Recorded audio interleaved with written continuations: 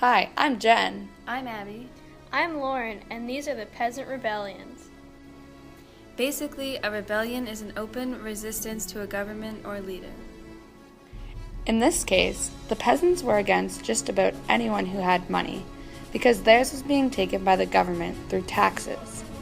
They were also forced to follow the state of laborers, which kept them from making any more money or leaving their own village.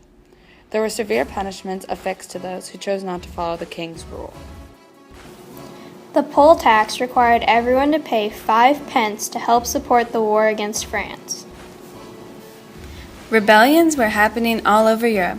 Some of the more relevant ones happened in Bulgaria, Italy, the Netherlands, Estonia, Hungary, England, and France.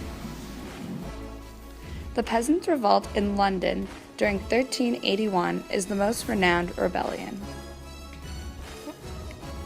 The peasants traveled all the way from Essex through London, led by Wat Tyler and John Ball, as they destroyed numerous important buildings in the city.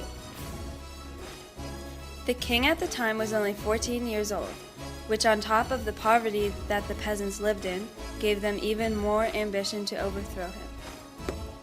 King Richard II agreed to make offers to the peasants to end the rebellion, but ended up using it as a way to meet up with the leaders of the revolt and executing them. These people were so angry, but why? There were lots of motives that led to the rebellions. The increasing gap between the wealthy and the poor,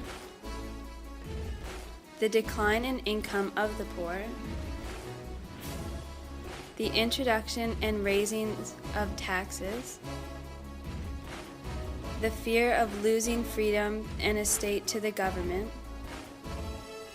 the church forcing people to work for them without pay, and most importantly, the situation following the plague.